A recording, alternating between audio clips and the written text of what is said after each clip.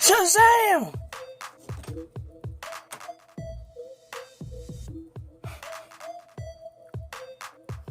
Well, what's up, everybody? It's your boy Wes Grind. You're watching Suburban Nerd, this channel where I get my nerd views on today's nerd news. Well, today on the nerd news, we've got Justice League coming up last place in the race. We've got Tessa Thompson and Chris Hemsworth teaming up together, but in a different franchise. And then we got Legends of Tomorrow.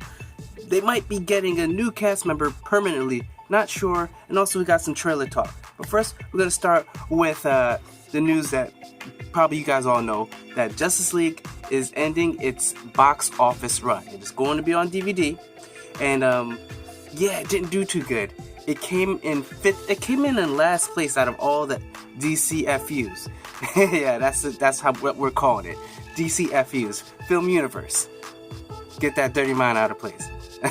But yeah, in first place we've got Batman vs Superman, ending the box office run with $874 million. In second place, we've got Wonder Woman, ending the box office with $822 million. But don't get it wrong, Wonder Woman did have the highest out of the DCFU as far as domestic. But overall, box office, it came up just a little bit short. Also, we have Suicide Squad coming in with $747 million. We got Man of Steel coming in with $668 million. Then we got last place Justice League coming in with $648 million. That is just sad. I'm sorry. This was supposed to be. This is like the Avengers, but for DC, and it didn't even beat like Suicide Squad, or like the one that started off. Usually the one that starts off isn't usually the one that has the most money. Man of Steel even beat it. So it comes to show you, man, when you rush to get this product out and like have all this stuff, like it's pretty much when it came out, it was already coming out on some bad vibes because people just knew about all the stuff as far as, you know, Joss Whedon taking over and then them not liking Zack Snyder, and people weren't falling for it. The movie, I didn't mind it. I liked the movie. It wasn't the best movie, but I liked it. I liked it a lot better than Batman vs Superman the first time I saw it. But that's what happens. Sometimes it just doesn't work out, and DCFU, hopefully it gets their shit together so we can start being excited about these movies. So next we're going to talk about Shazam, and that's kind of why I'm looking like this, you know, like, I don't know, a little bit more swole than usual.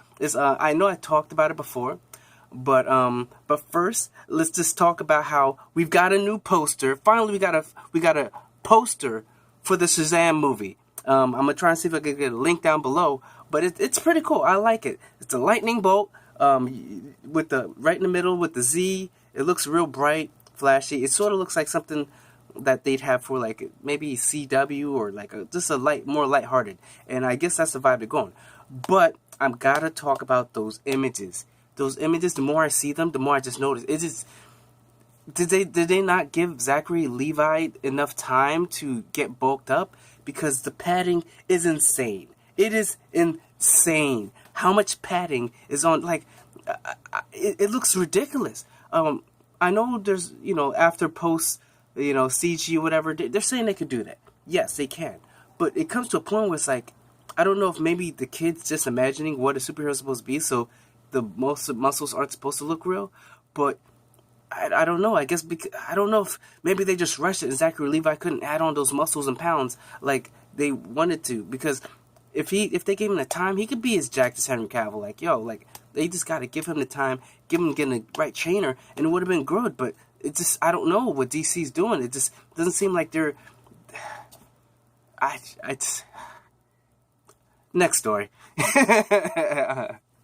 I'm sorry, I just can't talk no more about DC and their flops. That's why Justice League did so bad, because like DC just doesn't have their ish together. They keep trying to do these things, just keep like they don't have faith. They get some of the directors they have faith in, some of them they don't. Some of them they tinker in or whatever. Oh, it needs to be this way. Oh, that worked. Let's do this. Like, yo, just get your vibe, stick with it, and just go on with it. Like, not every movie has to have the same vibe. That's what Marvel, like each of their movies.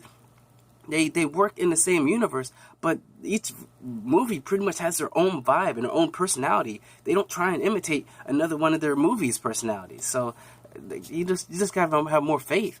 So going into the next story, we've got Tessa Thompson. Tessa Thompson, as you know, is Valkyrie, and the Thor Ragnarok movie that came out, it's awesome. Came out last year, whatever, with Chris Hemsworth, Thor. Yeah, they're gonna be teaming up in sort of a semi-reboot of the MIB, Men in Black. It's gonna be them, but it's gonna be a spin-off. So it's gonna be in the same world where, you know, Will Smith, Agent J and Agent K or whatever, they're gonna be in that same universe, but they're not gonna be focused on them. I don't even know if you'll even see Will Smith or, you know, I forget what his name.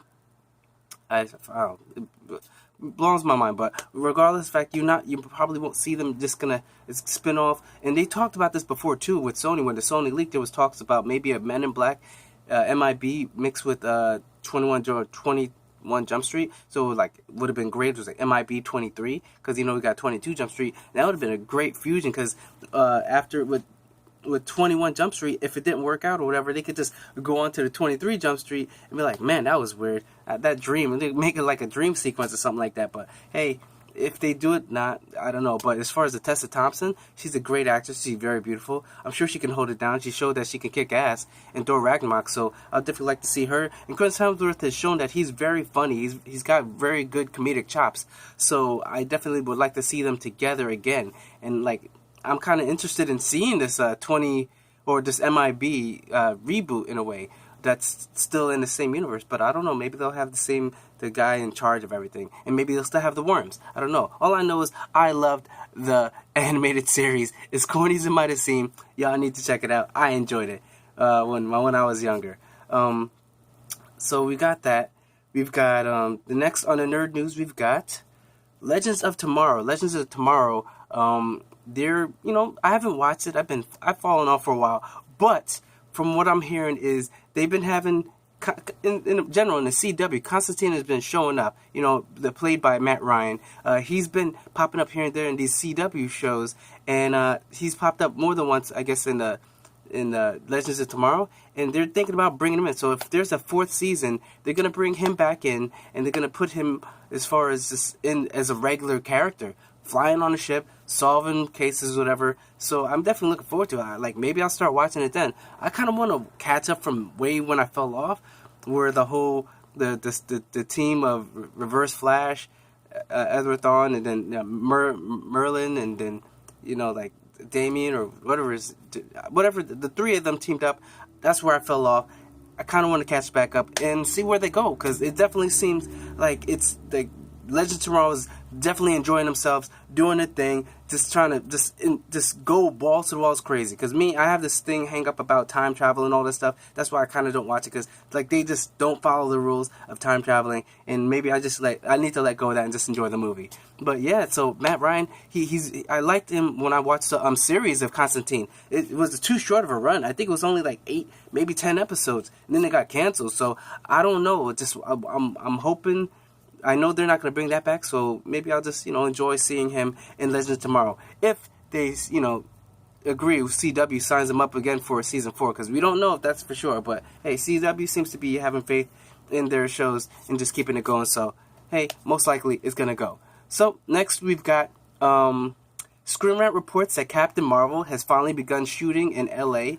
And this is after like a month of delay. So we there was leaks of Captain Marvel, but people saying that that's the Russo brothers have actually said that Captain Marvel is in an Infinity War. So the leaked photos are from when they were shooting for that, and that's probably the Kree outfit that they had her in, because everyone's like, yo, it's not the outfit it's supposed to be. It's supposed to be red, yellow, and blue. So why is it looking green? So that's because it's the Kree outfit, probably from the original Captain Marvel.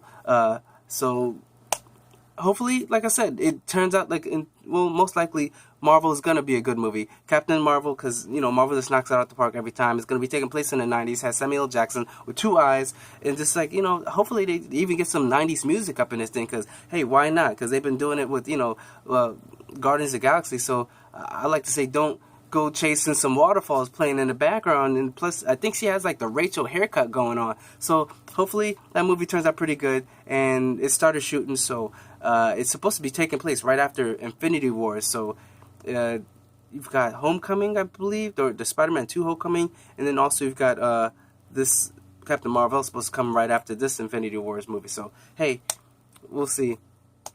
Alright, and then we've got the next on the nerd news, we've got Manabite reports that Venom might not be seen in the Venom movie until the last few minutes. That don't sound good to me.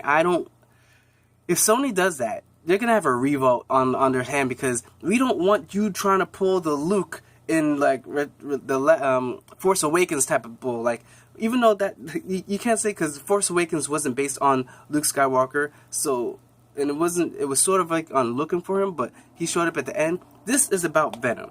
If you show up with the last few minutes, and granted, it did work in Split.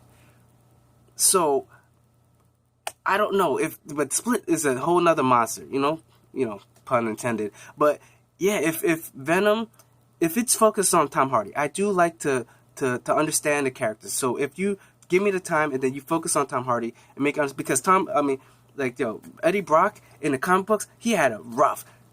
He thought he found like the killer, whatever, and then the criminal, and then he posted on the newspaper, found out that it was wrong. Peter Parker gets Spider-Man captures the real criminal. He loses his job, he loses his wife, finds out he has cancer. Yeah, he has a really bad day. So therefore, he was very damaged. So that's why he blamed Peter Parker, and then they blamed Spider-Man, then Peter Parker, all that. So yeah, as far as Eddie Brock, he does have a good story and good history. So if they delve into that, I can be with it. I just don't want them to delve too much and then pretty much have no payoff at the end, because they showed in the trailer the little tentacles. If that's where it ends and we really don't even see Venom until like the end, he doesn't even really fight no one. I don't know. I don't think any of us fans are gonna be down for that at all. So hey, like I said, just Sony, don't F it up. Please don't F it up, because I know you're trying to do your own thing and not trying to be part of Marvel, whatever. But if you're going to do your own thing, don't F it up, because you F'd it up with Amazing Spider-Man 2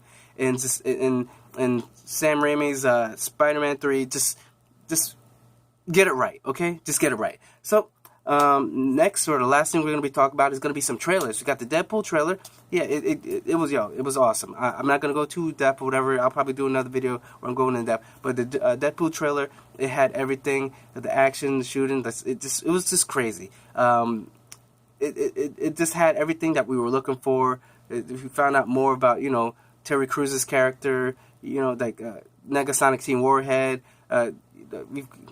Zazie Beetz is Domino. Yeah, it's just all it all looks really good. Then to top that off, they screened it. Remember, I think I said in another video where they were doing the test screening, and then they did shot some more to get some more of a Domino and of Cable. So they did that, and the score went from like 90, 91 to now they're saying it's a 98 percent in the recent test screenings, and this is also, they said they shot about 2 hours worth of some maybe like a secret cameo. Now, if they do that, hey, people are thinking it's Wolverine. I'm hoping that it's Hugh Jackman playing Hugh Jackman, and then Deadpool runs into Hugh Jackman. We're like, Wolverine, and we're like, what? He was like, you're Wolverine. He was like, that's just a character I play on TV. No, man, you're Wolverine. See, you have the same healing factor as me. Maybe he stabs him or something, which is crazy. Killing Hugh Jackman in a movie, like, I think it would be kind of crazy, morbid, but hilarious, But yeah, so as far as test screening, I don't hold too much weight on it, because if you're someone that's getting to see a movie for the first time before anybody, and it's like a good movie like this, like sometimes it may be good, but just because it's good, it's excellent because you got to see it for free, So I don't know as far as that. So we'll see how it comes out. It should be coming out. It's coming out pretty soon. We got Cloak and Dagger. There's a trailer. I just saw it for Freeform.